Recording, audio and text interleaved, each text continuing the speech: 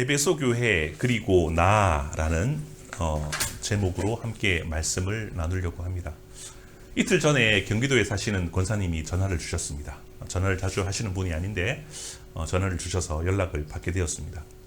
저희 가정에 가끔씩 도움을 주는 분이기도 합니다. 그래서 감사의 의미로 한 달 전에 비누를 보냈는데 피부 트러블이 있던 조카가 그것을 쓰고 많이 좋아져서 주문을 더 넣어주셨습니다. 사람의 피부 건강을 또 지구를 살리는 그런 풍덩풍덩 되기를 소망하며 파이팅입니다. 사실 이것과 더불어서 전화의 핵심이 있었는데 권사님 아들이 자신의 아들을 위해서 그렇게 기도해 달라는 내용이었습니다. 아들이 어릴 적부터 함께 자란 친구가 있었는데 그 친구가 자살을 했다고 합니다. 그래갖고 심한 멘붕이 와서 이러이러한 상황들을 이야기하시면서 기도를 해달라는 내용이었습니다. 그래서 기도를 하고 계속해서 기도하겠다라고 얘기했는데 이상한 점이 하나 있었습니다. 그 죽은 친구는 부잣집의 외동 아들이었다고 합니다. 아주 잘 사는 그런 집이었고 나이도 40살이었고 그리고 결혼할 여자친구도 있었다고 합니다. 장례식장에서 죽은 아들의 아버지는 자신의 아들이 직장 생활을 하고 있는 줄 그래 알았다고 합니다. 사실은 이 아들이 직장 생활을 하지 않았다고 합니다. 가끔 아들이 카페나 가게를 하나 열어달라고 아버지 앞에 부탁했는데 아버지가 그렇게 거절을 했다고 합니다. 상중에서 이 죽은 아버지가 통곡을 하면서 직장을 다니는 척 했다는 사실을 알고 아들에게 가게를 하나 열어줄 걸 하면서 큰 후회를 했다라고 그런 소식을 들었습니다. 제가 그 이야기를 듣고 잘 사는 부잣집에 결혼할 여자친구, 사랑받는 외동아들, 그리고 겉보기에 부족할 것도 없는 굳이 직장을 다니지 않아도 되는, 그런데 그가 죽음을 택한 이유가 무엇인가 같이 생각하면서 잠시 고민해 보았습니다. 환경과 조건이 우리에게 행복을 가져다 주지는 않는 것 같습니다. 어떤 사람은 참 평온해 보여도 참 기쁘게 보여도 그 사람의 중심에는, 그 마음에는 폭풍우가 몰아치는 그런 경우가 많이 있다는 것도 알게 되었습니다. 그리고 만변하는, 수만 가지로 변하는 이 시대의 조류 가운데 우리가 흘러 떠내려가면 안 되겠다라는 그런 마음을 다짐해 보았습니다. 그래서 말씀이 하나 생각났는데 히브리서 2장 1절 말씀을 한번 찾아보도록 하겠습니다. 히브리서 2장 1절 말씀입니다.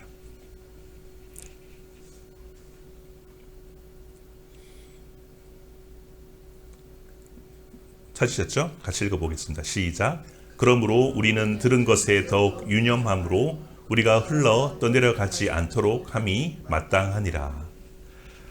세상에 만 가지 변화가 있고 그리고 예전보다 세대가 빨라지면서 변화하는 것도 더 급박하게 변화하는 그런 가운데 우리가 거기에 휩쓸려서 떠내려가지 않아야겠다.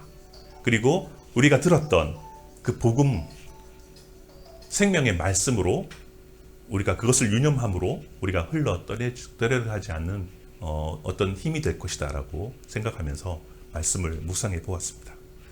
그러다가 어느 책을 읽다가 유독 한 문장이 눈에 들어왔습니다. 주보에도 나와 있는데 이 불변, 만변이라는 한자어였습니다.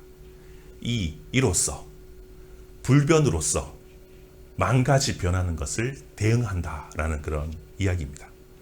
불변하지 않는 복음의 실체이신 예수 그리스도를 통해서 5만 가지 변화하는 세상을 대응할 수 있다. 우리 힘과 능력으로 세상을 대응할 수 있는 것이 아니라, 우리의 지혜로 대응할 수 있는 것이 아니라 오직 변하지 않는 불변한 예수님밖에 만 가지 변하는 것에 대해서 우리가 대응할 수 있는 가장 유일한 힘이고 무기다라고 다시 한번 마음을 찾게 되었습니다.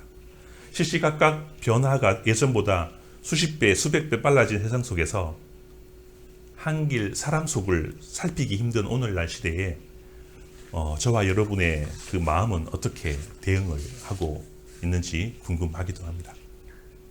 그리고 과거 에베소에 있던 시민들은 어떻게 대응하였는지 오늘 이 관점에서 오늘 본문을 조금 살펴보려고 합니다.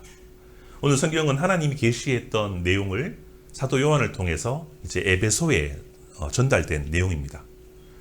도미티안 황제 시대이지 않습니까? 로마 시대에 가장 강력했던 왕들을 구축하고 그 가운데 도미티안 황제가 시대를 다스리고 있었던 시대에 도미티안이 자신이 살아서 이런 신이 되겠다고 하면서 성전을 짓고 또 그 숭배를 거절한 크리스찬들에게 심한 형벌과 그리고 최고형 사형까지도 부과하는 그런 법 아래에 또한 동족 유대인들이 크리스찬들을 변절자라고 소리치면서 저 변절자 이러면서 고소하고 고발했던 그런 시대였습니다. 또한 상인, 길드 조합, 상인 조합에 가입할 수가 없었습니다. 배제된 상태에서 상업 활동을 할 수 없는 그런 최악의 상황 가운데 에베소 교인들은 불변하지 않는 진리, 예수 그리스도를 붙잡고 그가 어떤 존재였고 또한 예수님의 어떤 메시지를 하였는지 그들이 귀를 기울였다는 거죠. 예수님이 이렇게 말씀하고 있습니다. 그들에게. 2절 말씀입니다. 오늘 요한계시록 2장 2절 말씀을 같이 한번 읽어보도록 하겠습니다. 2절입니다. 시작. 내가 내 행위와 수고와 내 인내를 알고 또 악한 자들을 용납하지 아니한 것과 자칭 사도라 하되 아닌 자들을 시험하여 그의 거짓된 것을 내가 드러낸 것과. 기록된 원어 헬라어의 문법을 보면 먼저 안다라고 그렇게 쓰여져 있습니다. 무엇을 아는 겁니까? 이 전쟁터와 같은 시대, 죽음이 드리우고 먹고 사는 것이 힘들고 고발과 이 고소가 오는 그런 시대에 이 빠른 조류처럼 떠밀려가는 그 시대에 에베소에 있는 크리스천들은 중심을 잡고 그리고 그 행위와 수고와 인내를 주님께서 알고 있다라고 말씀하는 거죠. 헬라어로 안다라는 것은 어떠한 정보를 안다는 그런 의미가 아니라 충분히 완전히 아는 지식을 말하고 있습니다. 예수님이 에베소 교회에 있는 성도들의 일거수일투족을 그 마음속을 다 들여다보시고 그의 마음을 다 알고 있고 그의 행위와 수고와 인내를 다 보고 있다라는 것을 이야기하고 있습니다. 나 알아 그 정도 그것이 아니라 정말 함께하고 있는 그런 말씀을 이야기하고 있다는 것입니다. 여러분이 겪고 있는 상황과 어려움이 그 실체적 진실을 내가 함께 알고 그것을 체휼하고 있다라고 이야기하는 거죠. 2절에는 그 또 행위를 안다라고 하는데 행위는 뭐냐면 단순한 행동을 넘어서서 성도들의 영적인 생활 전체를 가리키는 말씀입니다. 네가 하고 있는 영적인 생활, 그 어려움 가운데 이겨내고 있는 것을 내가 알고 있다라고 이야기하고 있습니다. 그리고 2절에 보니까 수고가 나오는데요. 너의 수고를 알고 있다고 하는데 수고는 노역을 말하고 있습니다. 일하는 걸 말하는 거죠.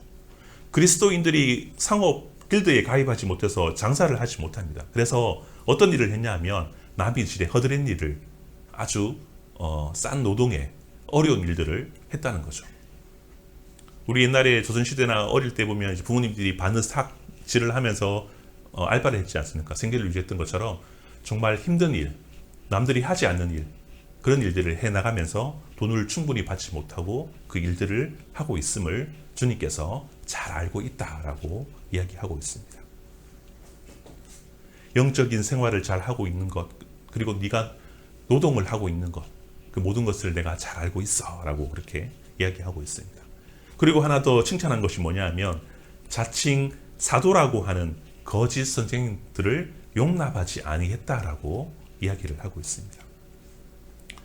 주변에 가면 이설로 그들에게 접근하여서 거짓 선생들이 가르침은 뭐 이러이러했는데 특별히 거짓 선생들 중에서 한 분파가 6절에 나옵니다. 6절 말씀. 여러 가지 분파 중에 거짓 선생 중에 한 분파였던 니고델라 당에서 얘기하는데 6절 말씀을 같이 한번 읽어보도록 하겠습니다. 시작. 오직 내게 이것이 있으니 내가 니골라 당의 행위를 미워하는도다. 나도 이것을 미워하노라. 니골라 당 하면 어떤 것이 혹시 아십니까? 니골라 당의 그 교리는 이러했습니다. 예수님을 믿고 나면 신자의 영은 하나님께서 보호해 주기 때문에 몸으로 지은 죄는 어떤 것을 해도 괜찮아. 구원받은 신자는 성경에 기록된 율법이나 계명을 지킬 필요가 없어.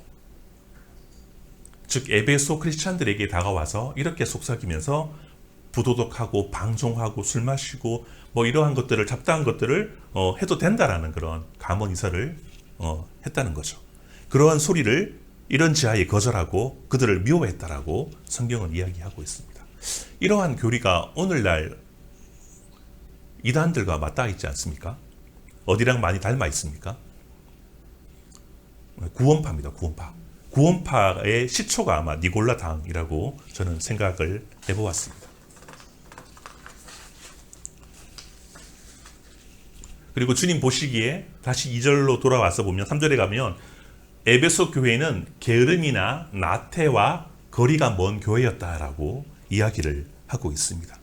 3절 말씀도 같이 한번 읽어보도록 하겠습니다. 3절입니다. 시작. 또 내가 참고 내 이름을 위하여 견디고 게으르지 아니한 것을 아노라. 나태와 게으름과 거리가 멀었던 그런 교회였습니다. 매우 교인들이 활동적이었고 여러 가지 교우들과 함께 선한 사업을 함께 하면서 땀을 흘려 수고했던 그런 교회였고 환난과 핍박 중에도 굴하지 않고 잘 견디는 그러한 교회가 에베소 교회였다라고 성경은 말씀하고 있습니다. 대단한 것 같습니다. 그렇다면 에베소 교회는 혹시 어떤 곳인지 아십니까? 사도행전 18장 19장에 보면 요한이 지금 편지를 쓰고 있는 현 시점에서 40년 전에 이 바울과 이 브리스길라와 아굴라가 잠시 그 에베소에 가서 복음을 전하고 그리고 2년 후에 다시 사도 바울이 들어가서 3년 동안 그곳에서 복음을 전하고 교회를 세웠던 곳입니다. 제가 사진을 준비했는데 마치 붙여오지 못해갖고 네, 죄송하고 나중에 다시 개인적으로 카톡으로 보내드리도록 할게요. 그 에베소에 가면 7대 불가사의 중 하나였던 엄청 큰 아데미 신전이 있다고 합니다. 이 길이가 120m, 폭이 한 40m, 기둥이 127개, 그러한 신전에 아데미 신상이 있고 거기 신전이 있었다고 합니다. 거기서 많은 그런 남자, 여자 사제가 있었고 그리고 로마를 제외한 3대 도시가 있었는데 어디냐 하면 알렉산드리아, 그리고 수리아 안디오, 그리고 지금 우리가 보고 있는 에베소 교회가 가장 번성하고 부유했던 도시라고 합니다. 유럽과 아시아를 이어주는 그 바로 옆에 붙었지 않습니까?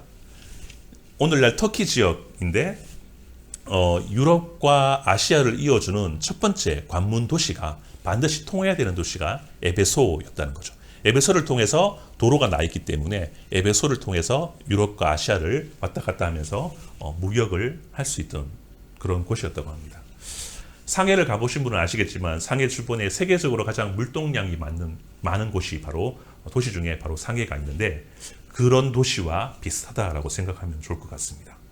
각종 무역 상인들이 오가는 유동인구가 가장 많은 그런 도시 가운데 하나였는데 자신들이 돈을 벌기 위해서 보따리 혹은 짐을 들고 물건을 들고 오가면서 팔고 그리고 자신이 부유할 수 있도록 풍요의 신 아데미 신전에 올라가서 제사를 드리고 그리고 거기 있는 사제들과 음란한 짓거리를 하고 여러 가지 숙박시설, 주점, 상점이 즐비한 곳이 바로 시끌벅적한 곳이 이 에베소였다라고 성경은 또 역사가들은 그렇게 말씀하고 있습니다.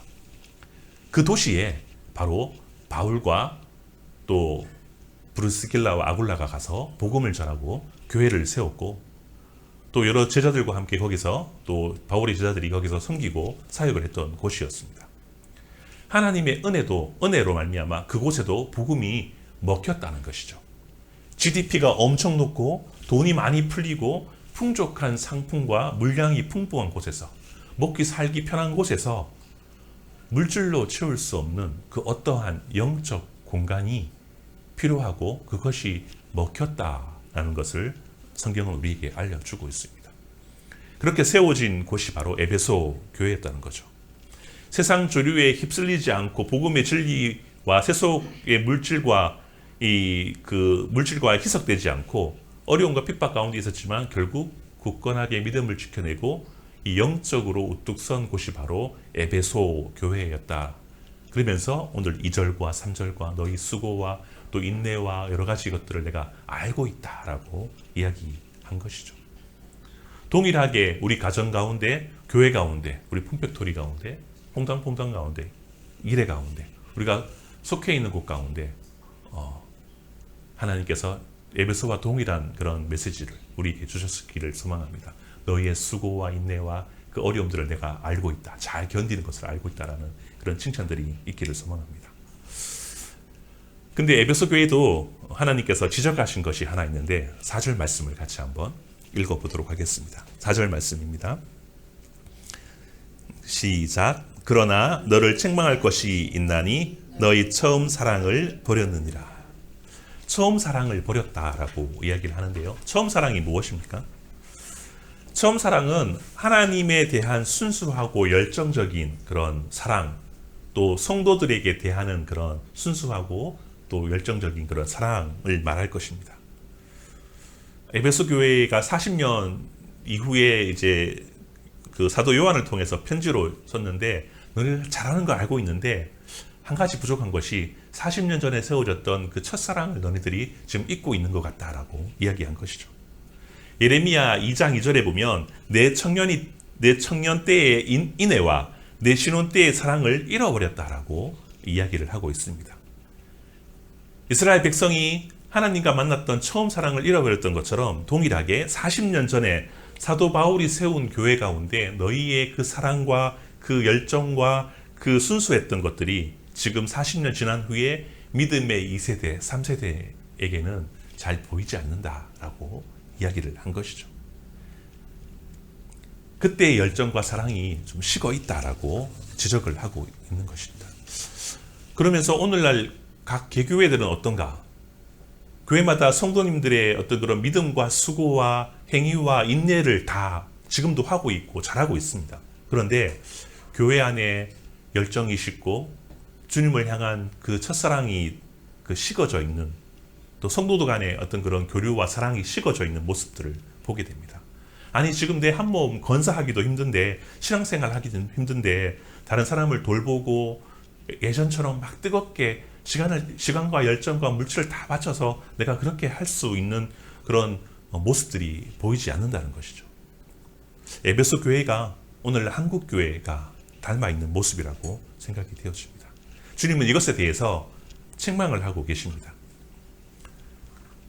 책망한다는 의미가 긍정적인 의미는 뭐냐 하면 아직도 우리를 기회를 주시고 기억하시고 붙들고 계신다는 것이죠. 지금 조금 그래 보이는데 정신 차려 라고 하면서 다시 한번 기회를 주신다는 거죠. 예수님은 그런 에베소 교회에게 회개를 촉구하시는데요. 5절 말씀에 이렇게 촉구를 합니다. 5절 말씀을 같이 한번 읽어보도록 하겠습니다. 5절입니다. 시작. 그러므로 어디서 떨어졌는지를 생각하고 회개하여 처음 행위를 가지라. 만일 그리하지 아니하고 회개하지 아니하면 내가 네게 가서 내 촛대를 그 자리에 옮기리라. 회개라는 그런 이야기를 많이 들어봤습니다. 어떤 내용인지도 알고 있습니다. 여기서 회개는 우리가 사실은 정확하게 보면 생각하다, 기억하다라는 뜻을 갖고 있습니다. 어디서 실패했는지, 어디서부터 내가 무너졌는지를 다시 한번 되돌아보고 생각하고 회개하라는 거죠. 바둑에 보면 마지막까지 돌을 두고 나면 이제 승패가 결정이 납니다. 그리고 바둑이 끝나면 그냥 끝나는 것이 아니고 승패가 끝나긴 하지만 그 대국자들이 이제 복귀라는 걸 합니다. 내가 어디서 잘못 두었는지, 어디서 실수를 했는지 서로 두면서 오히려 바둑 두는 시간보다 복귀하는 시간을 더 길게 가진다고 합니다. 그 이유는 뭐냐면 다음번에는 내가 이런 실수를 하지 않고 더 잘 두기 위해서 공부를 했다는 거죠. 우리도 여러 가지 삶 가운데 조금 실수를 하고 죄를 지으면 그냥 잘못했어요, 그냥 용서해 주십시오, 감정적으로 또 눈물을 한번 쏟고 기도하는 것도 물론 당연히 해야 되지만 자신의 잘못이 어디서부터 비롯되고 원인이 무엇이고 무엇이 문제인지 자신을 돌아보는 복귀가 바로 이 회개라는 것이죠. 생각하다, 내가 기억하다, 무엇이 잘못되었는지 기억하다, 복귀하다, 다시 고치겠다는 것이 바로 이 회개라는 것입니다. 감정적 회개와 더불어서 철저하게 이 냉철한 지적 반성을 포함하는 것이 회개의 본질임을 우리가 기억해야 될 것입니다. 이러한 촉구는 회개하지 아니하면 내가 내게 가서 촛대를 옮길 것이다 라고 그렇게 경고를 하고 있습니다. 촛대를 옮긴다는 것은 에베소의 어떤 그런 환경과 지리적 특성의 배경을 가지고 설명한 것입니다. 예수님이 항상 주변에 있는 것 가지고 설명을 많이 하시지 않습니까? 지금도 에베소에 가면 옛 항구가 육지가 된 흔적을 보게 된다고 합니다. 그 당시에도 에베소 하구에 퇴적물이 많이 쌓여서 이 하구가 항구의 위치를 3번이나 옮겼다고 합니다. 이것을 보여주시면서 에베소 상황이 이렇지, 너희도 말 안 듣고 회개하지 않으면 내가 옮겨버릴 거야. 항구를 옮겨버릴 거야. 이런 지리적 배경을 가지고, 상황을 가지고 예수님이 에베소 교인들에게 이렇게 회개를 촉구했다는 것이죠.